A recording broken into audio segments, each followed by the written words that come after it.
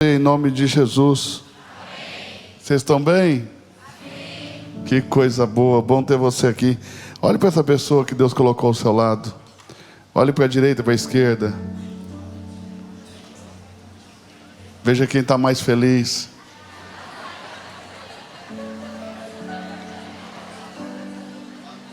O que estiver mais feliz é porque está cheio do Espírito Santo.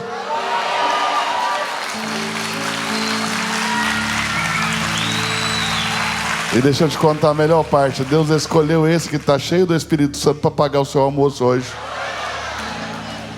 Então diga para ele assim, ó, que bom que você veio. Dê a mão para ele e diga, que bom que você veio.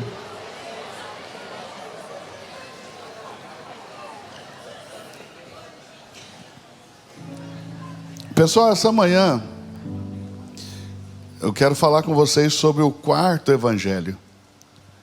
Vamos falar sobre o Evangelho de João.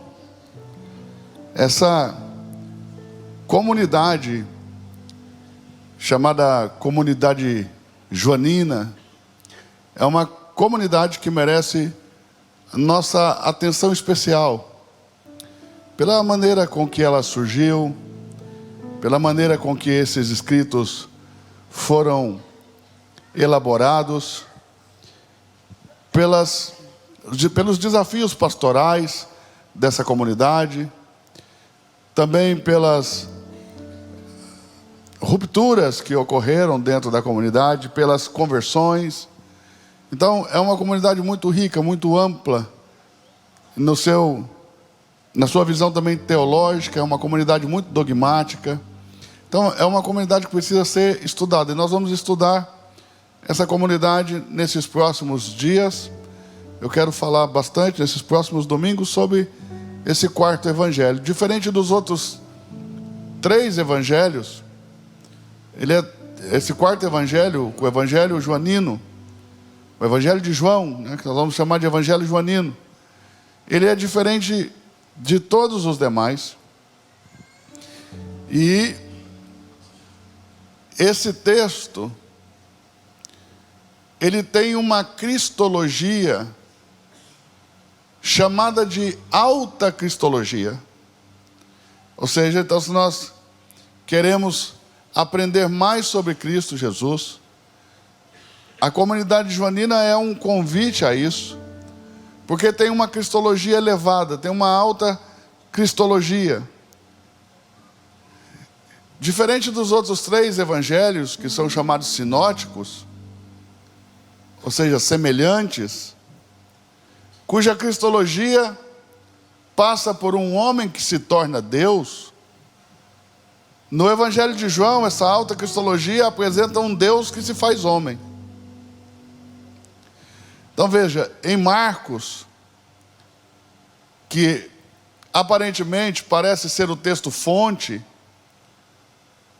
para Mateus e Lucas, segundo a maioria dos outros professores, historiadores, pesquisadores, teólogos.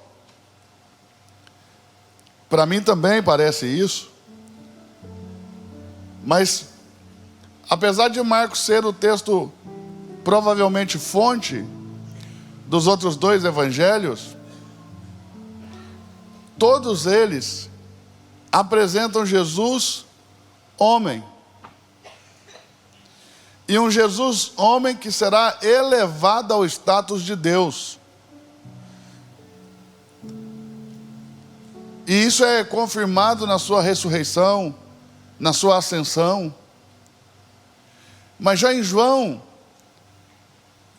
a cristologia fala de um Cristo pré-existente, que já existia antes da fundação do mundo, que estava com Deus, que era Deus. Ele é chamado o Verbo de Deus, o Verbo divino, o Logos divino, a Palavra divina. A Palavra divina por meio de quem tudo se fez. Tudo foi feito por Ele, e sem Ele, nada do que foi feito se fez. Então nós vamos tratar bastante também dos desafios eclesiásticos dessa comunidade. dos desafios como igreja.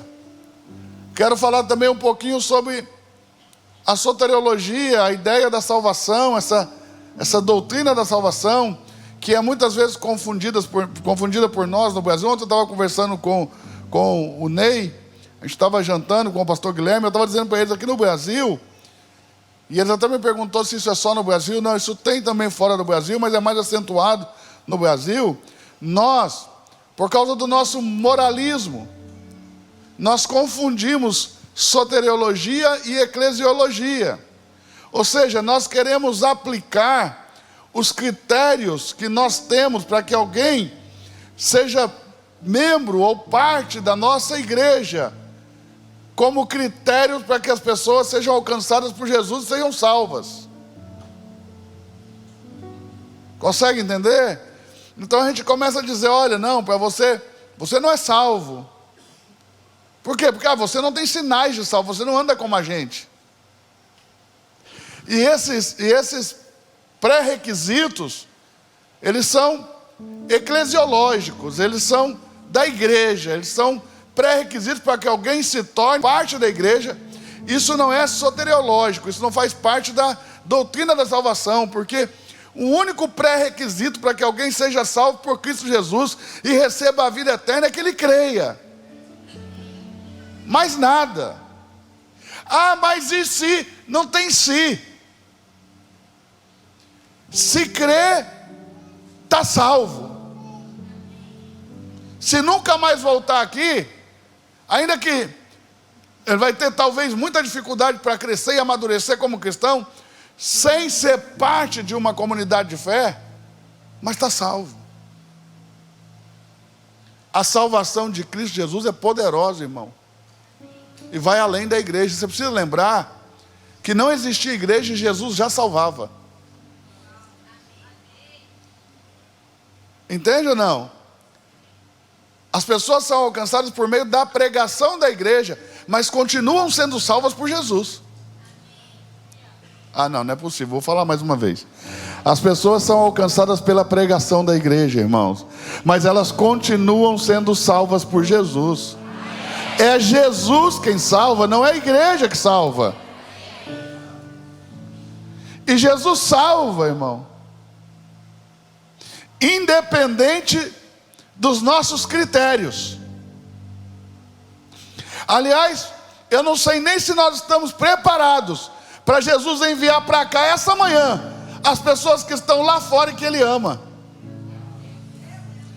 Porque as pessoas que o Senhor ama e que Ele quer salvar, talvez não tenham a aparência que nós esperamos. Talvez eles não tenham o estereótipo que nós desejamos que eles tenham. Mas são as pessoas que Deus ama, são as pessoas que Deus quer salvar. Então, a minha pergunta é: se Jesus resolver enviar para cá agora as pessoas que Ele ama e quer salvar, nós estamos preparados para receber essas pessoas? Nosso coração está preparado? A nossa mente está preparada? O nosso olhar está preparado para ser um olhar de amor, um olhar de acolhimento, ou será um olhar de julgamento? Nós estamos prontos para amar como Jesus ama?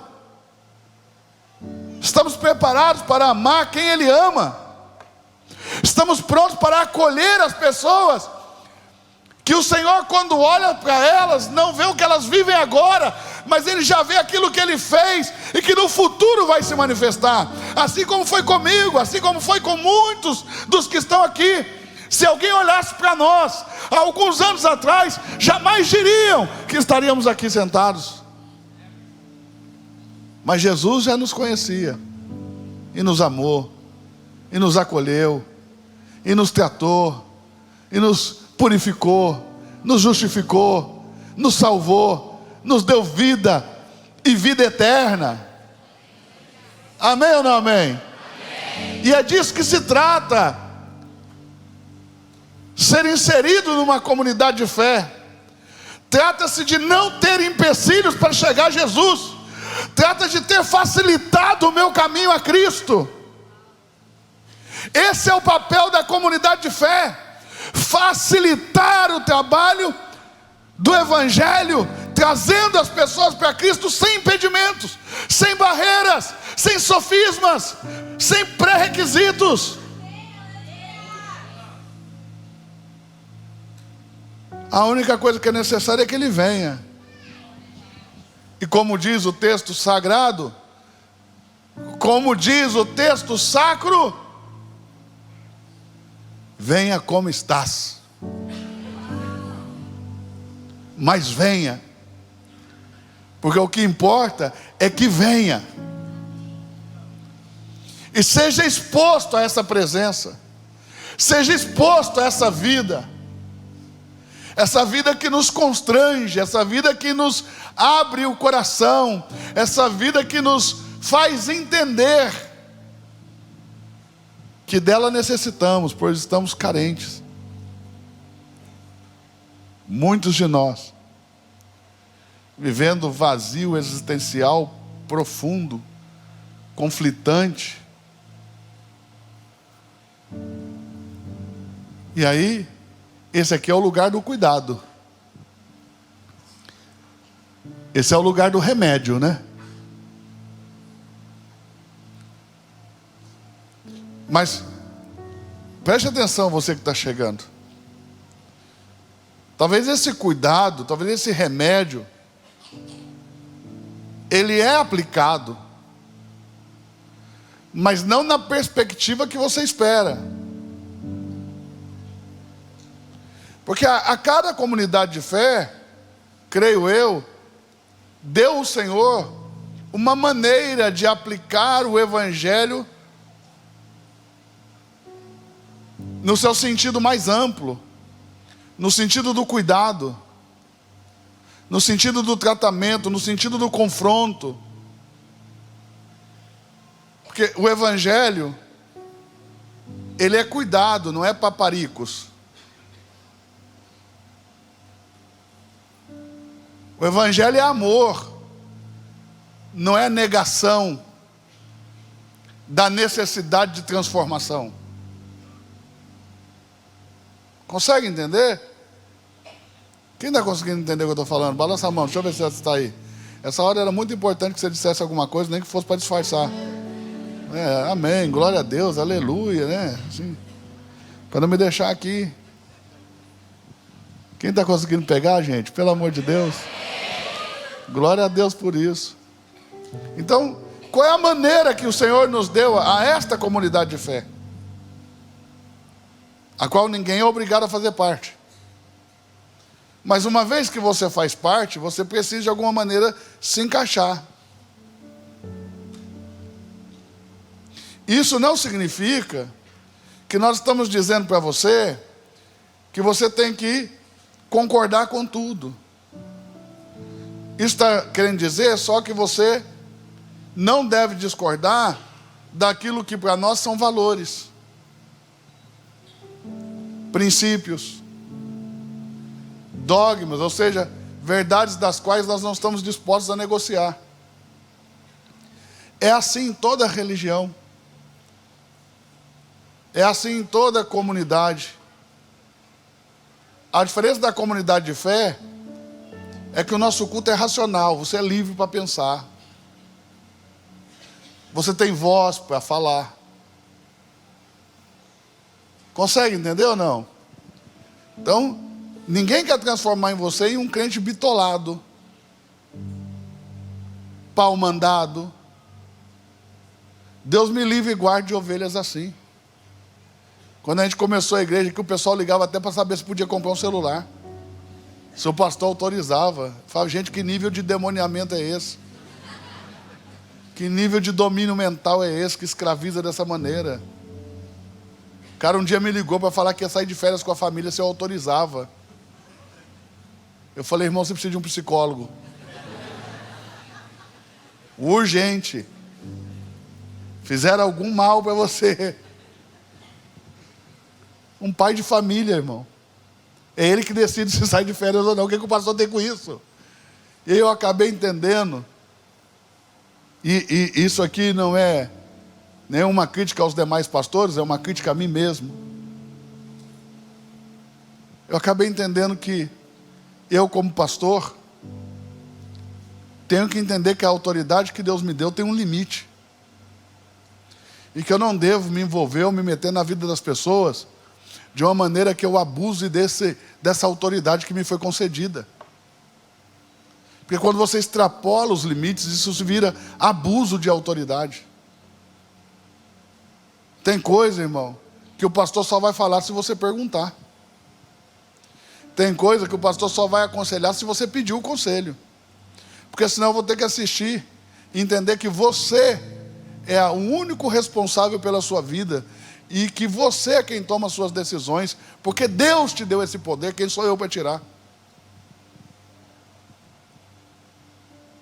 Olha para quem está pertinho de você e diz assim: você é o único responsável pela sua vida.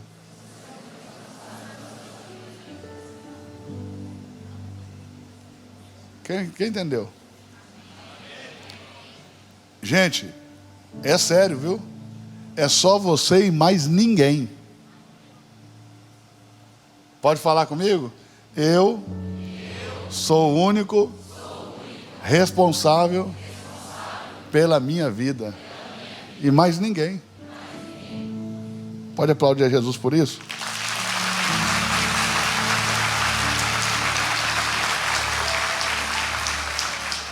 Gente, como é que essa igreja cuida? Como que nós cuidamos? Nós cuidamos dos que servem. Nós somos tratados enquanto servimos. Nós somos curados enquanto servimos. Então, se você quer ser cuidado nessa comunidade de fé, você vai ter que fazer parte de uma das nossas 35 equipes. Cada equipe tem um líder.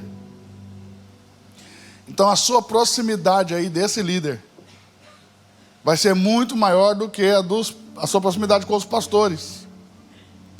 Mas é esse líder que vai dizer para o pastor: pastor, precisa parar e atender essa pessoa.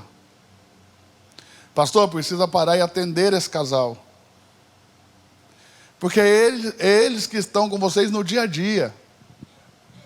É eles que estão com vocês servindo e vendo e conhecendo vocês de perto. Para mim, que estou aqui, todo mundo é bonzinho. Todo mundo é um amor. Aliás, numa comunidade de gente linda dessa, parece tudo anjo. Mas a gente tem que lembrar que no meio tem uns anjos caídos com a asa quebrada.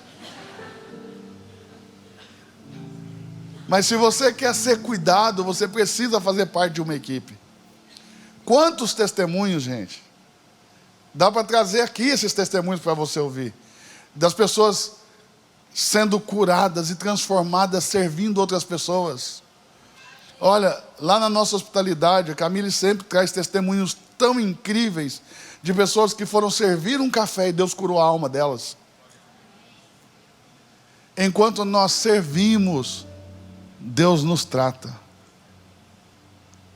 Então, se você quer ser cuidado, você precisa estar servindo. Nós congregamos aqui, por semana, quase 3.000 pessoas. Você pode aplaudir Jesus por isso?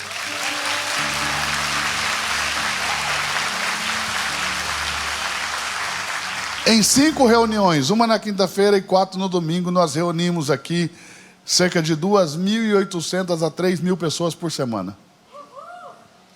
Essas pessoas congregam com a gente. Mas quem nós entendemos são os membros da igreja? Os que servem. Quem são os membros da igreja? Os que fazem parte das equipes. Quem são os membros da igreja? Os que se matriculam nas escolas e buscam crescer. Essas pessoas se tornam membros da igreja, não só pessoas que congregam na igreja. Qual que é a diferença, pastor? Que quem congrega é um membro passivo na igreja. Quem serve é um membro ativo na igreja. Então, para a gente separa os que congregam dos que servem. Então, se você só congrega, você fica distante, talvez não se sinta cuidado. O cuidado que você recebe é só o do púlpito, é só da pregação. é só do pastoreio indireto. Mas quando você serve, você tem um cuidado que vai além disso. É um cuidado pessoal, mais próximo, onde nós temos a oportunidade como líderes de te conhecer. Quem conseguiu entender? E nós ainda, por uma falta de direção de Deus, Deus não está em falta, tá? Por ainda não termos recebido uma direção de Deus, melhor colocado, né? Nós não temos aqui preparado um ministério apenas para lidar com casais.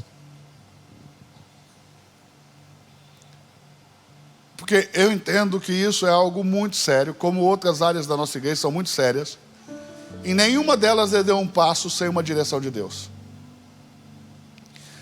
Aliás, minto. Nós criamos uma reunião de jovens sem a direção de Deus no sábado, tivemos que fechar. Porque Deus não deixou a gente avançar. E a palavra de Deus foi: vocês só estão fazendo isso porque todo mundo faz. Essa igreja nasceu para ser uma igreja jovem. O jovem não tem nenhum problema cognitivo, ele entende no domingo tudo que vocês falam. Foi a palavra que nós recebemos do Espírito Santo lá no Caixotinho. Aí nós acabamos com a reunião do sábado, né? Que a gente entendeu que o jovem consegue entender o que o pastor fala no domingo. E ponto, não faz falta. Porque foi uma direção de Deus. E assim como todas as outras coisas que Deus foi gerando aqui, quando nós começamos a reunião, primeira reunião na igreja, na semana seguinte eu ia fazer a primeira célula. A gente nasceu para ser uma igreja em célula. O Espírito Santo não deixou. E veja, nós congregamos praticamente 3.000 pessoas por semana e nós não temos células porque Deus não deixou. Deus falou: não faça isso agora. Não coloque célula agora. Deixe que a minha vida vai trabalhar. E a vida de Deus que tem trabalhado aqui. Amém, irmãos? Amém. Quem está conseguindo pegar o que eu estou falando? Amém. Que bom que vocês estão entendendo. Mas não obstante de não termos aqui um ministério específico para os casais, nós temos aqui na nossa comunidade um irmão que congrega aqui conosco, com a sua família. E ele, além de teólogo, é psicanalista. E ele tem nos auxiliado desde o início da comunidade. Nós tivemos uma experiência com ele, lá no nosso Caixotinho, onde ele ministrou para nós todo o livro de Romanos, né? Douglas, está ali, Douglas Locke. Douglas é um profissional da área, vai ajudar. É membro da nossa comunidade. Está aqui já há algum tempo. Nós já conhecemos o seu coração. E é muito importante, escute isso, que você não tente fazer isso de forma paralela. Então, não é só fazer isso. Tem que ter cuidado para fazer isso. Está conseguindo entender? E não pode colocar o pastor em pressão com essas coisas. Não pressione nunca seu pastor com essas coisas. Porque nós precisamos ter direção de Deus. Você consegue entender? Às vezes a gente pressiona porque quero ministério de mulher, quero ministério de intercessão, quero ministério disso, quero ministério... Você tem que entender que a igreja não existe para suprir as suas demandas. Entende? Existe a igreja para Cristo, não para nós. Nós somos igreja para evangelizar o mundo e servir Jesus. Então não se trata do que nós queremos, se trata da maneira que o Senhor quer. E como a gente é uma comunidade muito jovem, nós precisamos conhecer pessoas, provar corações, e entender que nós podemos confiar vidas na mão de líderes e de pessoas que são profissionais da área para poder ajudar. Consegue entender ou não? Aqui eu já entendi, tem coisas que não é pastor que resolve. A gente tem essa mania de super-homem que pastor quer resolver tudo. Tem gente que vem falar comigo, quando eles começam a falar, eu já falo: para, você precisa de psicólogo. Eu sou pastor. A sua piração é outra. Não é problema para pastor. Eu vou orar, mas se você não for lá no psicólogo se tratar, não vai dar certo. Como que eu sei disso? 40 anos enxergando a mesma coisa. 40 anos vendo a mesma coisa, 40 anos de experiência. É 40 anos vendo a igreja pelo bastidor. Quem pegou? Então, olhe para quem está do seu lado e diga assim, tá entendendo, irmão? Tenha cuidado. Na hora certa, diga na hora certa. Deus vai nos dar tudo. Irmãos, Deus cuida de nós. Por mais que você não acredite, Deus cuida de nós. Aliás, essa comunidade aqui é a prova viva de que Deus cuida de nós, porque Deus tem cuidado de nós desde o primeiro dia, desde a nossa primeira reunião. Deus tem cuidado de nós. Tem sido sobrenatural e milagroso a maneira que Deus cuida de nós.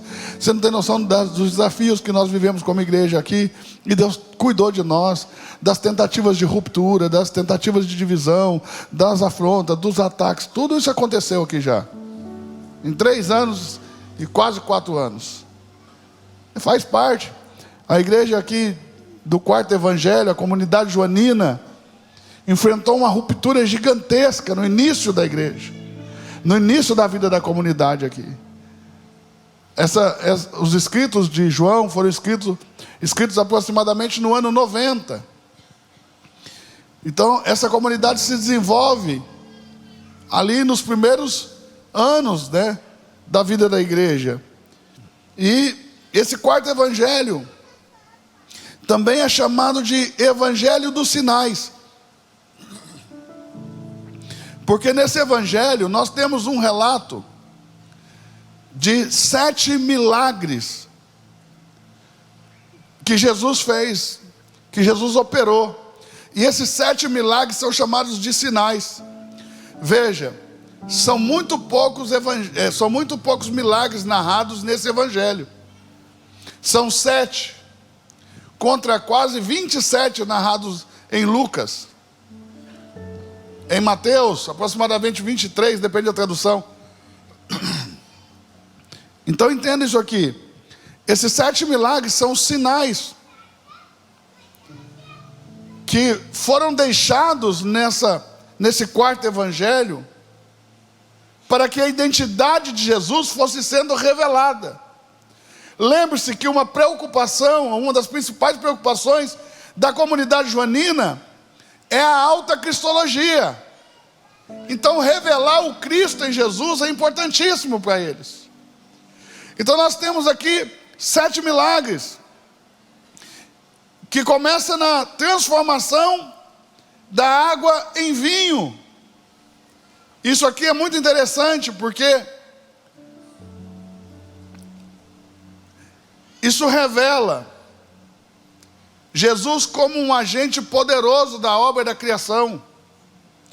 A transformação da água em vinho, ela simboliza a mudança que Jesus traz e antecipa também a plenitude da sua missão remidora. A água simboliza o velho pacto, simboliza o tempo da lei de Moisés, e agora finalizado ali nos batismos de João Batista.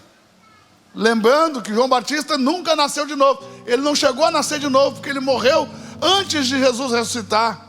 E Jesus só deu o seu Espírito e a vida eterna depois que ressuscitou. Então, o final da era da lei é marcado por esse batismo nas águas. Aí vem Jesus, com uma nova aliança no seu sangue.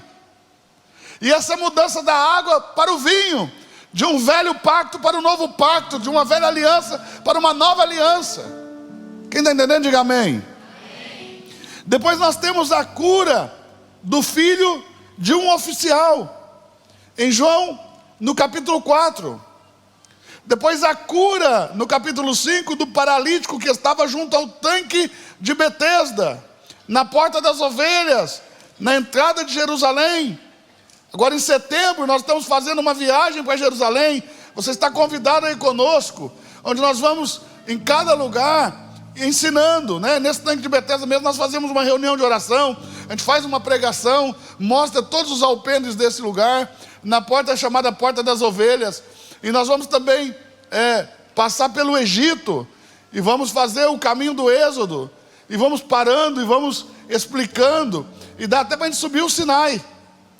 E nós vamos entrar em Israel e vamos do sul até o norte de Israel. Nós vamos conhecer todo Israel, menos a faixa de Gaza.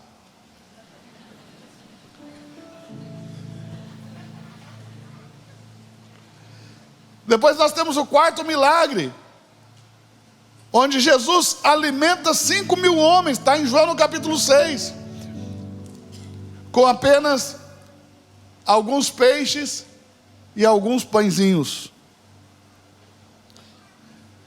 Depois nós temos o quinto milagre, Jesus, ainda em João 6, andando sobre as águas,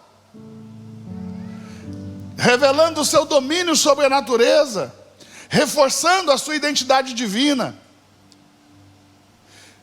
Na teologia isso é visto como Jesus, o Senhor da criação, pode andar sobre as águas, enfatizando o seu poder sobre as forças da natureza. Está conseguindo entender? Diga amém. Depois nós temos no capítulo 9 de João a cura de um cego de nascença. E isso simboliza a iluminação espiritual para a comunidade joanina e para os judeus. E a comunidade joanina nasce, daqueles judeus que seguiam a João Batista. E depois é agregado a ela alguns cristãos que vão se converter, mas não vão deixar as sinagogas, vão ser chamados de criptocristãos. Eles são cristãos, mas não deixam as sinagogas. E vai vir aí várias outras facções, vão vir pessoas do mundo, vão vir gentios, mas muitos judeus, de vários ramos do judaísmo, de várias facções do judaísmo, vão se agregar a essa comunidade. Vai ser uma comunidade muito plural, mesmo dentro do judaísmo, ela vai ser uma comunidade muito plural. Então aqui, ele cura um cego de nascença, simboliza uma iluminação espiritual que Jesus traz, desafiando os líderes religiosos da época. E o sétimo sinal, ou o sétimo milagre, que este é o clímax dos sinais, a ressurreição de Lázaro, mostrando que Jesus tem poder sobre a morte. Ele é a ressurreição e a vida. Mas veja que Marta, ainda que sabendo disso, não entendia isso.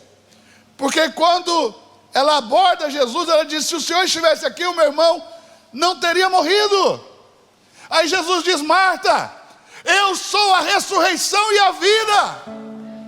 E ela diz: eu sei, no último dia o Senhor vai ressuscitar todos nós. Mas veja, Jesus não é o poder da ressurreição do último dia. Jesus é o poder de ressurreição agora. Ele foi lá, mandou removerem a pedra e disse: Lázaro, venha para fora. E Lázaro sai da sua sepultura depois de 4 dias sepultados, para mostrar para Marta: eu não sou o poder da esperança futura, eu sou o poder da fé agora. Jesus, então, tem o poder da ressurreição e de uma nova vida. E isso pode acontecer agora, não só no final dos tempos, não só no último dia, quando Ele ressuscitará dos mortos a todos aqueles a quem Ele deu o seu Espírito. Mas esse poder de ressurreição pode se operar agora. Aqui em João também nós vemos o que nós chamamos de ego eimi. Ego eimi quer dizer eu sou. E 7 vezes no Evangelho de João, no 4º Evangelho, nós temos essa declaração de Jesus, o ego eimi, eu sou. 7 vezes também para revelar a identidade de Jesus como Cristo. E ele vai dizer, após a multiplicação dos pães, Jesus declara dizendo em João 6,35, eu sou o pão da vida. Ele vai dizer: olha, os vossos pais comeram maná no deserto e morreram. Então aquele pão que Moisés deu, que desceu do céu, não é o pão da vida. porque se fosse o pão da vida, eles não teriam morrido. Mas eu sou o pão da vida. Quem de mim se alimenta, por mim viverá. Você está aí? Diga amém. Olha para quem está do seu lado e diga: você precisa se alimentar de Cristo Jesus, porque aquele que dele se alimenta, por ele viverá. Entenda, ninguém consegue viver para Jesus sem se alimentar dele. Por isso que nós não podemos ter ativismo ministerial dentro da nossa comunidade de fé. Nós não podemos não sentar para nos alimentarmos da vida de Cristo, porque se você ficar só no faz, você vai virar uma Marta, e quando você se der conta, você está servindo a Jesus longe dele.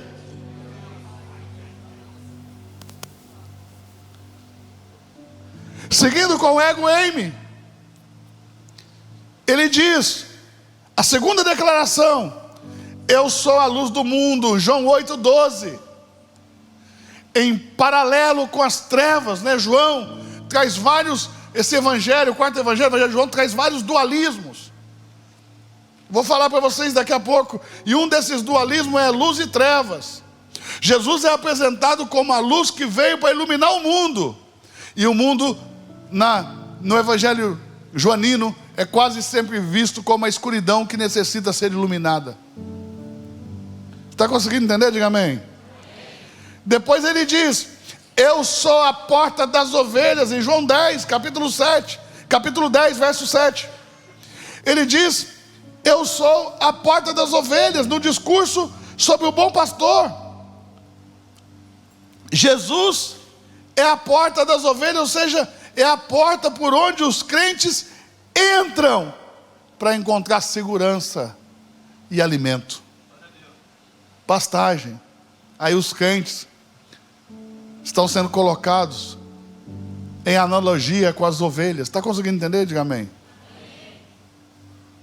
E aí nesse aprisco, Jesus cuida, porque ainda no capítulo 10, no mesmo discurso sobre o bom pastor, ele vai dizer pela quarta vez: eu sou o bom pastor. E o bom pastor é aquele que dá a vida pelas ovelhas. Quem está entendendo, diga amém. Então cutuca quem está só, diga assim, ó: é só Jesus o seu pastor, viu? É porque é o que morreu por você. Então, eu sou pastor aqui, levantado para pastorear a igreja de Cristo Jesus. Mas o seu pastor, o pastor da sua alma, é Cristo. Está conseguindo entender? Diga amém. Eu aqui exerço só uma função ministerial. Isso não é um título, mas um ofício, um trabalho que eu exerço, representativo da autoridade de Cristo, porque essa autoridade não é minha, não está em mim, é dele. Eu só represento isso. E se eu sair dessa posição, não sobra nada, porque é dele a autoridade. Ele é o pastor. Cuida quem está do seu lado, diga aí: Jesus é o seu pastor. A quinta vez ele declara: eu sou a ressurreição e a vida, no capítulo 11, para Marta. Jesus é a fonte de vida e a garantia da ressurreição, e o poder sobre a morte, e também a vida eterna. Quem pode dizer amém? Quem pode aplaudir a Jesus por isso? Quem pode celebrar Jesus por isso? Quem pode glorificar Jesus por isso? A sexta declaração, ele diz: eu sou o caminho, a verdade e a vida. Veja, eu sou o caminho. Artigo definido no singular masculino. Não pergunta mais nada, só decorei até aqui. Não há outro caminho. Ele é o caminho, o único caminho. Então, sem essa de todos os caminhos levam a Deus, o único caminho que leva a Deus é Jesus. Quem está conseguindo entender? As escrituras, inspiradas por Deus, dão um testemunho de que Jesus, o Cristo, é o único caminho. E o próprio Jesus declara no seu ego Amy que ele é o caminho, a verdade e a vida. Quem entendeu? E a sétima declaração, em João 15, ele diz: eu sou a videira verdadeira. E ele vai dizer que nós somos os ramos. Então não dá para você ser igreja desconectado de Jesus. Porque ele é a videira verdadeira, nós somos os ramos. E ele diz: todo ramo que estando em mim e dá fruto, o meu Pai limpa, para que dê ainda mais frutos.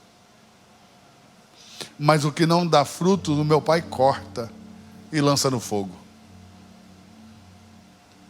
Você está entendendo? Olhe para quem está pertinho de você e diga assim: você precisa frutificar, para que ele te limpe e você dê mais frutos. Porque o ramo que não dá fruto, ele corta e lança no fogo. Quem conseguiu entender a dimensão espiritual do texto? Eu queria não ter entendido, mas entendi. E aí, um último ponto que eu quero compartilhar com vocês, para, enfim, entregar a mensagem que o céu trouxe para nós, é o dualismo que há nos escritos joaninos. João tem um dualismo central, que é luz e trevas. Esse é o dualismo central, mas ele também fala de vida e morte. E ele também fala sobre céu e terra. Ele fala também sobre espírito e carne. E ele fala ainda sobre verdade e mentira. Então, quando você estiver lendo esse escrito joanino, você tem que lembrar desse dualismo sempre presente nos escritos dessa comunidade de fé. Esses escritos não foram escritos por João. João não pegou uma caneta para escrever, mas foram textos produzidos por uma comunidade que vivia a realidade do Evangelho, e foram produzindo, segundo as suas vivências e experiências, os textos que agora você lê. Uma comunidade que passou por uma divisão, uma comunidade que teve pessoas se levantando contra o seu principal dogma, que era a alta cristologia, ou seja, Jesus é o Cristo. Então havia lá docetas que diziam que Jesus não tinha corpo físico natural como nós, mas que ele tinha um corpo físico diferente, espiritual, negando de alguma maneira a encarnação de Cristo. Então aquela comunidade vai precisar defender isso de forma veemente, vai precisar expulsar algumas pessoas da comunidade, porque você pode crer da maneira que você quiser, você só não pode crer e disseminar esse ensino dentro de uma comunidade que tem como dogma principal: Jesus é o Cristo, e Ele é um Deus pré-existente, Ele é um Deus que encarna. Esse é o principal dogma da comunidade joanina. Então ele vai dizer, eles vão dizer: qualquer que não confessar que Jesus Cristo veio em carne, não procede de Deus. E é com essa veemência que eles defendem seus dogmas, sua fé, seu entendimento, sua cristologia. Se Jesus não encarnou, você não procede de Deus. Consegue entender isso? Quem consegue entender isso? Então essa comunidade vai viver um grande racha, uma grande divisão. Alguns vão embora e não voltam. E eles vão dizer: aqueles que se foram de nós, não voltaram para nós, nunca foram nossos. Eles vão tratar todas essas questões aí. Mas eu quero me atentar hoje ao capítulo 13 desse evangelho. Pode colocar aqui, por gentileza? Capítulo 13, verso 1. Que vai nos trazer um ensinamento que dá vida a essa comunidade, que faz com que essa comunidade tenha um coração de carne, vivo, pulsante, vibrante. É esse ensinamento. Preste atenção nisso. Ora, antes da festa da Páscoa, sabendo Jesus que já era chegada a sua hora, de passar deste mundo para o Pai. Então veja, vão nascer doutrinas dentro da comunidade joanina, dizendo que Jesus recebeu a sua divindade no batismo, e que nesse momento a sua divindade o deixou, e que ele foi para a cruz sem a sua divindade. Então, dentro de uma comunidade de fé, sempre vai nascendo várias ideias doutrinárias por pessoas perturbadas, que querem perturbar a comunidade, porque não entende que a comunidade tem um dogma, tem uma visão, tem clareza de entendimento. Cada comunidade tem a sua dogmática clara e definida. Um dogma é uma verdade inegociável para aquela comunidade de fé. Mas aí vem uns e querem perturbar, e querem colocar novas ideias. E irmão, não tem que pôr novas ideias, é o que Deus falou para essa comunidade, ponto. E essa comunidade vai lutar muito para se consolidar e se tornar a comunidade que hoje nós vemos no Evangelho e nas 3 epístolas, né? 1ª, 2ª e 3ª epístola de João. Essas epístolas que nós não sabemos o autor, que sabemos dele que ele se denomina o presbítero. E ele vai escrever sobre a eclesiologia, sobre a vivência como igreja dessa comunidade. Mas vendo Jesus, que era chegada a sua hora de passar deste mundo para o Pai, como havia amado os seus, que estavam no mundo, amou-os até o fim. E isso é uma parte muito importante para nós. Jesus não vai nos amar até o fim, Ele já nos amou até o fim. Você pode dizer para quem está do seu lado, diga: Jesus te amou até o fim.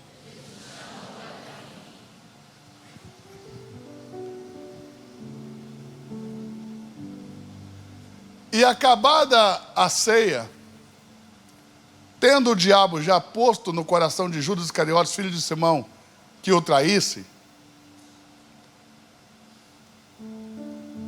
Essa minha canetinha mais falha que funciona, não é? Aí. Jesus, sabendo que o Pai tinha depositado nas suas mãos todas as coisas, e que havia saído de Deus e que ia para Deus, veja, Jesus tinha a ciência de que o Pai depositou na sua mão todas as coisas, e que ele veio de Deus e que voltaria para Deus. Levantou da ceia. Em outra tradução, levantou da mesa. O que a mesa simboliza? O que a ceia simboliza? A comunhão entre o Pai, o Filho e o Espírito Santo. Lá na eternidade. No princípio era o Verbo. O Verbo estava com Deus. E o Verbo era Deus. Já revelando que Deus é um em essência. Mas o Pai, o Filho e o Espírito são pessoas distintas. Olha a trindade divina sendo revelada.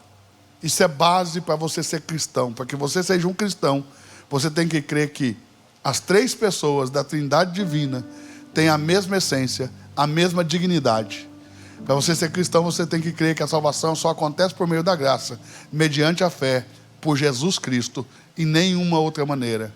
É isso que faz de nós cristãos.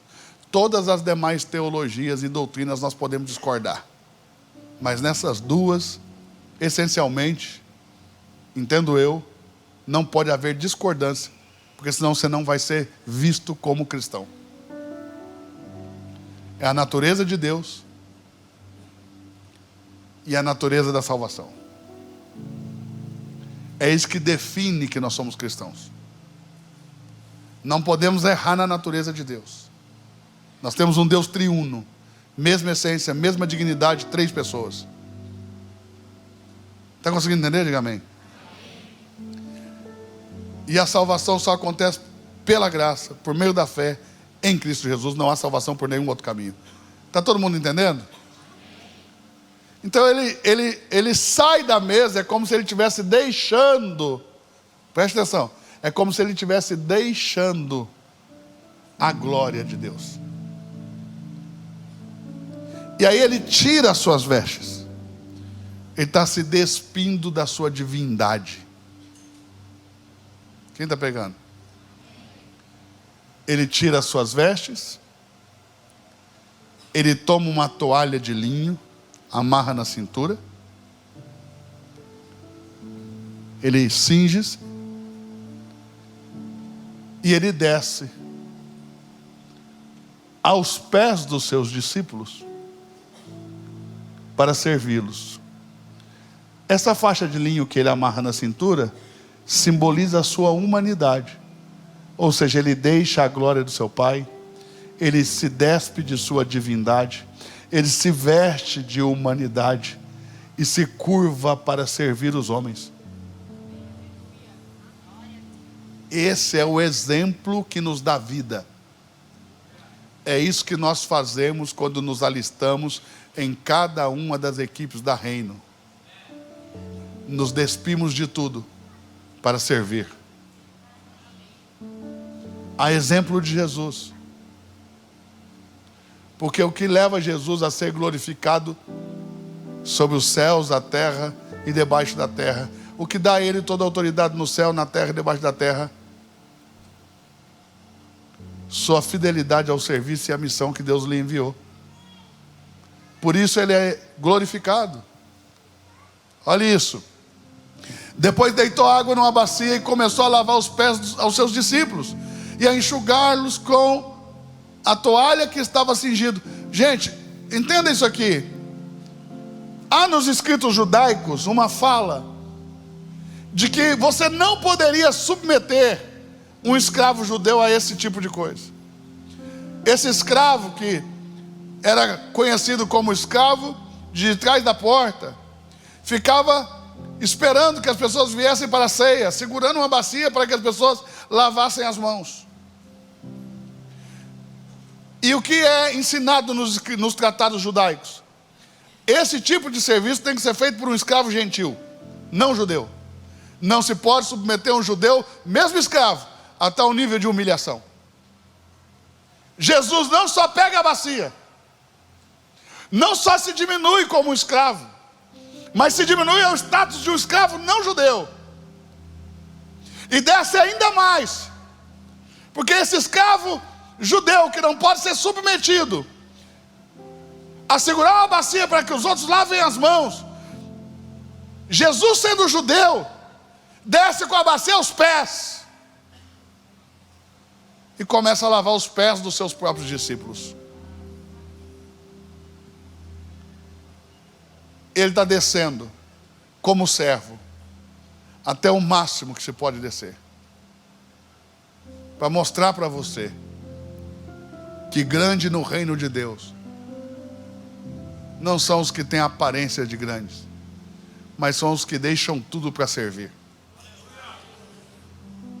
Grande no reino de Deus são os que se despem do seu orgulho, da sua vaidade, das suas posições, dos seus títulos, dos seus recursos financeiros. Desce para servir aos pés dos que estão sendo servidos. Esses são os verdadeiramente grandes. Esses são os aprovados por Deus. Esses são aqueles que terão com Jesus compartilhado o poder e o governo no reino. Quem está conseguindo entender? Olhe para isso. Aproximou-se, pois, Simão Pedro, que lhe disse: Senhor, tu lavas-me os pés a mim? E respondeu Jesus e disse, essa tradução não está muito legal, vou ler uma tradução que eu li muito antiga. Pedro diz assim: Senhor, o Senhor vai me lavar os pés? Jesus disse sim. Pedro vai responder: o meu pé o Senhor não lava. Aí Jesus vai falar: Pedro, se eu não lavar os teus pés, você não tem parte comigo nesse ministério. Diga, o que é isso? Qualquer que te impede de servir não pode estar sendo usado por Deus.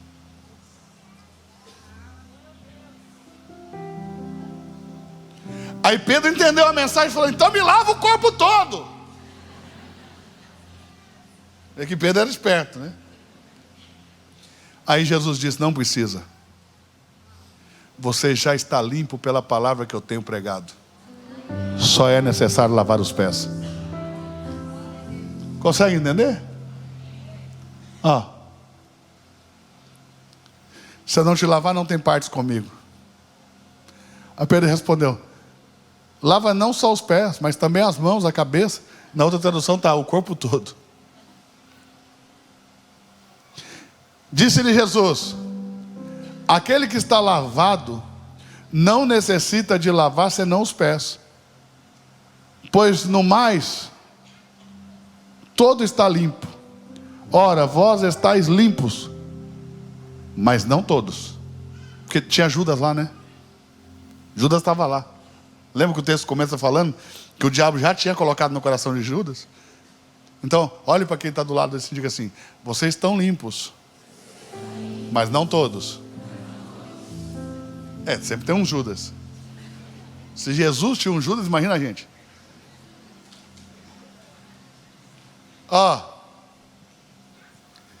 Porque bem sabia ele quem o havia de trair.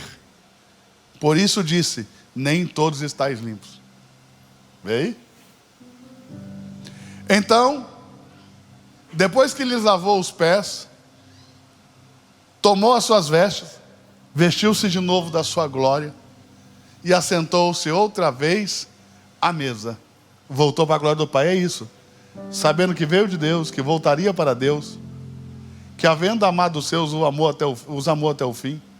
Ele está pegando tudo isso, essa doutrina teológica da encarnação, da ressurreição, da ascensão, e ele está demonstrando em forma de teatro, se bem que não pode ser teatro a melhor palavra empregada, porque aquilo ali é real. Então eu vou usar, ele está demonstrando isso em uma atitude profética. Olha o que ele vai dizer: entendeis o que vos tenho feito? Quando ele terminou de fazer isso, ele falou assim: vocês entenderam o que eu fiz? Saí de Deus, despi da minha divindade, me vesti de humanidade, desci até o mais profundo que eu podia para servir vocês, e agora que cumpri a minha missão, amando vocês até o fim, eu recobro a minha divindade e volto para o meu Pai. Foi assim também Efésios, foi assim com você. Efésios capítulo 1 verso 4 diz que você estava em Deus antes da fundação do mundo. Você saiu de Deus e acredite, um dia vai voltar para Deus. E a exemplo de Jesus, você precisa voltar com sua missão cumprida. Diga: qual é a minha missão? Servir o outro. Ninguém nasceu aqui nesse mundo com a missão de ser servido. Nós nascemos com a missão de servir. Amém? Nós temos aqui na igreja, uma vez por mês, um café de novos membros. Você que é novo na nossa comunidade pode participar desse café. E aí você vai poder escolher uma equipe para você servir. E se você já está congregando aqui há bastante tempo e não está ainda servindo nenhuma equipe, só sair aqui, parar no Next Steps, dar o seu nome, que eles vão entrar em contato com você para você servir uma equipe. Amém? Nossa comunidade de fé não faz sentido se nós não estivermos servindo pessoas. E estar aqui não faz sentido nenhum se você não estiver servindo pessoas. A maneira que nós cuidamos é enquanto servimos. A maneira que nós levantamos líderes é pelo servir. Então, servir aqui é o coração da comunidade. Para você não ficar na periferia dessa comunidade, você precisa servir também. Quem entendeu, diga amém.